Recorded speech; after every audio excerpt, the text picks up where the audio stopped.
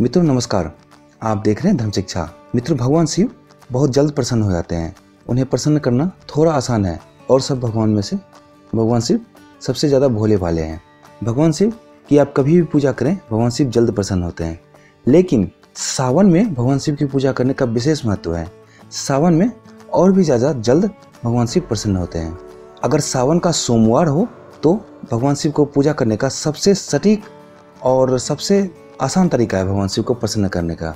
इसके पीछे एक कथा भी प्रचलित है कि क्यों भगवान शिव को श्रावण के सोमवार को पूजा जाता है, कब से ये प्रथा शुरू हुई। तो आइए श्रावण सोमवार की कथा सुनते हैं। लेकिन आप सभी से अनुरोध है कि कथा को कभी भी अधूरा ना सुने।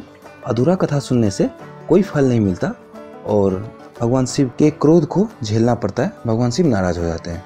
तो आइए सुनते हैं भगवान शिव के श्रावण सोमवार के व्रत की कथा। बहुत समय पहले की बात है। अमरपुर नाम के एक नगर में एक धनी व्यापारी रहता था। वो बहुत ज़्यादा धनी था। उसका व्यापार दूर दूर तक फैला हुआ था।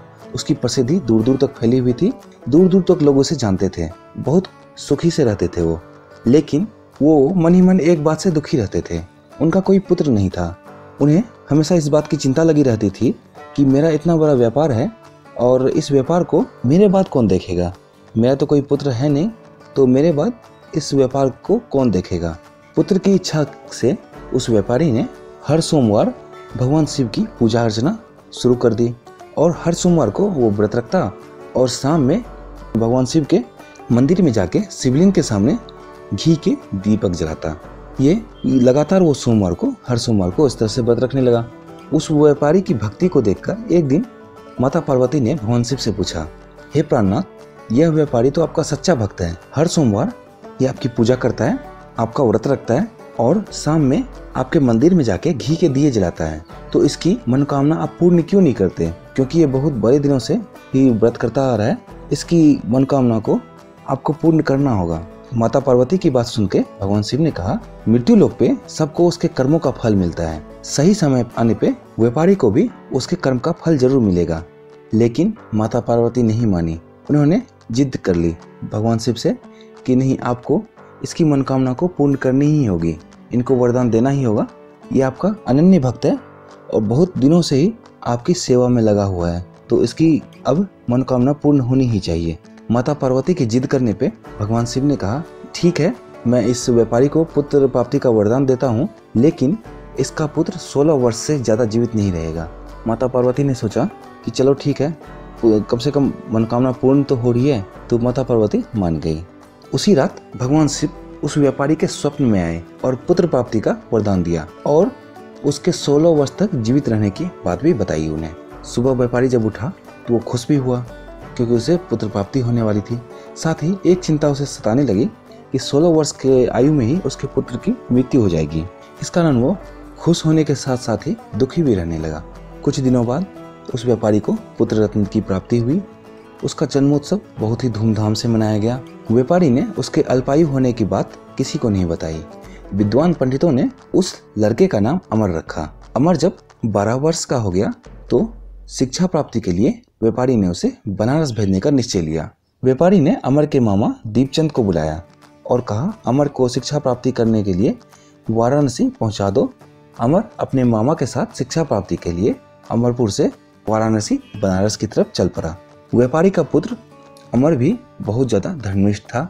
मामा और अमर जहाँ कहीं भी जाते रात्रि में विश्राम करते और सुबह पूजा पाठ करके ब्राह्मणों को दान वगैरह देके वहाँ से आगे की यात्रा प्रारंभ करते थे।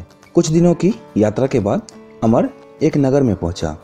नगर में पहुँचते ही उन्होंने देखा कि नगर को बहुत अच्छे से सजाया गया है। नगर के जो राजा थे उनकी बेटी की शादी होने वाली थी। तो उसी नगर के बाहर ही एक कुएं के पास अमर पूजा पाठ करने लगा और रात्रि विश्राम के लिए डेरा डाल दिया। निश्चित समय पे बारात नगर की तरफ आ रही थी, लेकिन बारात में जो वर का पिता था उसे एक बात की चिंता सताई जा रही थी। दूल्हा कान्हा था। उसे चिंता सताई जा रही थी कि राजा कहीं शादी के लिए मना ना कर दे और उसे मिलने वाला जो मोटा दहेज है वो उसे ना मिल पाए और उससे वो वंचित रह पाए। तो इस कारण वो थोड़ा चिंतित था कि किसी तरह मेरे बेटे की शादी राजकुमारी से हो जाए और मुझे धन मिल जाए। नगर के बाहर उस व्यक्ति ने अमर को यज्ञ करते हुए देखा। तो अमर को देख के उसके मन में एक ख्याल आया कि क्यों ना इस व्यक्ति को ही दूल्हा बना के शादी करवा दूं और सुबह राजकुमारी को लेके चले जाऊं, सारा धन मेरा हो जाएगा और इस व्यक्ति को थोड़ा बहुत धन दे देंगे। दूल्हे के पिता ने अमर से और मामा दीपचंद से बात की इसके लिए। अमर शुरू में नहीं माना, लेकिन अमर के मामा दीपचंद ने पैसे की लालच में ये बात उससे मान ली और अमर को दूल्हे का वस्त्र पहनाकर राजकुमारी के साथ विवाह हेतु मंडप पे पहुंचा दिया। धूमधाम से विवाह संपन्न हुआ। राजा ने बहुत सारा धन देके बारात को विदा किया। अमर जब लौटने लगा तो वह सच छिपा ना पाया, क्योंकि वो धर्म पे रहने वाला बालक था। तो उसने राजकुमारी के ओढ़नी पे लिख दिया, राजकुमारी चंद्रिका, तुम्हारा विवाह मेरे साथ हुआ था। मैं तो वाराणसी में शिक्षा प्राप्त करने के लिए जा रहा हूँ। अब तुम्हें जिस नवयुवक की पत्नी बनना पड़ेगा वह एक आंख से काना है। यह लिख के अमर वहाँ से चल पड़ा। राजकुमारी ने अपनी ओढ़नी पे ये लिखा देखा तो उसे पता चली कि जो दूल्हा है वो कान्हा है। तो ये बात उसने राजा को बताई। राजा बहुत क्रोधित हुआ, जो बारात थी उसको वहाँ से भगा दिया और राजकुमारी चंद्रिका को अपने यहाँ ही रख लिया। उधर अमर गुरुकुल पहुँचा और गुरुकुल में अपनी शिक्षा दीक्षा शुरू कर दी। जब अमर 16 वर्ष की आयु को पूर्ण कर लिया तब एक दिन वो सुबह सुबह यज्ञ किया और ब्राह्मणों को भोजन कराया और खूब अन्न वस्त्र दान किए।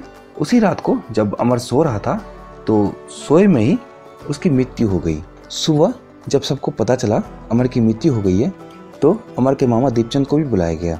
अमर के मामा दीपचंद बहुत जोर जोर से रोने लगे। दीपचंद की चीख सुन के अगल बगल के लोग भी आ गए। जो भी अमर को जानते थे सभी दुखी हुए और सभी रोने लगे। इसी बीच क्या हुआ, भगवान शिव पार्वती के साथ उस स्थान के समीप से गुजर रहे थे। पार्वती जी ने भगवान शिव से कहा, हे प्राणनाथ, देखते हैं चल के कौन इतनी बुरी तरह रो रहा है, किसे इतना दुख हुआ है। तो माता पार्वती के कहने पे भगवान शिव और माता पार्वती अदृश्य होकर उस जगह पे गए। तो माता पार्वती ने कहा, प्राणनाथ, ये तो वही लड़का है जिसके पिता को आपने वरदान दिया था कि उसे पुत्र रत्न की प्राप्ति होगी। जब इसका मामा इतना रो रहा है तो इसके माता पिता, जो अभी तक आपके सोमवार का व्रत कर रहा है और शाम में पूजा कर रहा है, उसकी क्या हालत होगी। उसका तो एक ही पुत्र है, वह तो रोते रोते ही मर जाएगा। वह आपका अनन्य भक्त है, ऐसा नहीं होना चाहिए। भगवान शिव भी अमर के माता पिता से प्रसन्न हो गए थे, क्योंकि वो लगातार सोमवार को सुबह उठकर पूजा करता और दिन भर व्रत रखता और शाम में घी के दिए शिव मंदिर में जाके जलाता था। तो लगातार सोमवार के करने से भगवान शिव भी उस पर प्रसन्न हो गए थे। तो उन्होंने अमर को जीवित होने का वरदान दे दिया। कुछ देर बाद ही अमर जीवित हो उठा। फिर शिक्षा प्राप्ति पूर्ण करने के बाद मामा दीपचंद के साथ अमर अपने घर की तरफ लौट पड़ा। रास्ते में संयोग से जिस नगर की राजकुमारी से अमर का विवाह हुआ था, उसी नगर के बाहर अमर ने फिर से डेरा डाला और यज्ञ करने लगा अपने नियम के अनुसार। तो उस नगर के राजा ने उसे देखते ही पहचान लिया और अमर को अपने साथ महल ले आया और राजकुमारी चंद्रिका के साथ बहुत सारा धन देके वहां से अमर के घर की तरफ विदा किया। अमर के माता पिता को जब इस बात की सूचना लगी कि उनका बेटा 16 वर्ष के बाद भी जीवित होकर आ रहा है और साथ ही अपने साथ उनकी बहू राजकुमारी को ला रहा है, तो उनकी खुशी का कुछ ठिकाना नहीं रहा। क्योंकि व्यापारी अपनी पत्नी के साथ अपने आप को एक घर में बंद कर लिया था और दिन रात भगवान शिव की पूजा में लगा रहता था। उसे बस एक ही चीज की चाहत थी कि उसके बेटे की मृत्यु ना हो, उसके बेटे को लंबी आयु का वरदान मिल जाए भगवान शिव से। इस कारण वो पूजा पाठ में हमेशा लगा रहता था। उन्हें जब इस बात की सूचना मिली तो उनकी खुशी का ठिकाना नहीं रहा। वो अमर के लौटने की तैयारी करने लगे।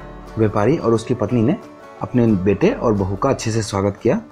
उसी रात व्यापारी के स्वप्न में भगवान शिव फिर से आए और उन्होंने कहा, मैं तुम्हारे सावन के सोमवार की व्रत से बहुत ज़्यादा प्रसन्न हुआ, इस कारण तुम्हें ये वरदान देता हूँ, तुम्हारा जो पुत्र है उसको दीर्घ आयु मिलेगी, उसे मैं दीर्घ आयु का वरदान देता हूँ। सुबह व्यापारी के खुशी का और भी ज़्यादा ठिकाना नहीं रहा। शास्त्रों में लिखा है, जो भी सावन के सोमवार का व्रत रखता है या किसी भी सोमवार को भगवान शिव का व्रत रखता है और भगवान शिव की पूजा अर्चना करता है, शाम में भगवान शिव के मंदिर में जाके घी के दिए जलाता है, उसकी सारी मनोकामनाएं पूर्ण होती है। जो भी इस कथा को सुनता है उसकी भी सारी मनोकामनाएं पूर्ण होती है, उसे किसी बात की चिंता नहीं रहती। तो आप भी भगवान शिव की ये कथा सुने और साथ ही ये वीडियो को शेयर भी करें ताकि दूसरे लोग भी इस कथा को सुन पाएं। तो मिलते हैं किसी अन्य ज्ञानवर्धक वीडियो के साथ। ओम नमः शिवाय।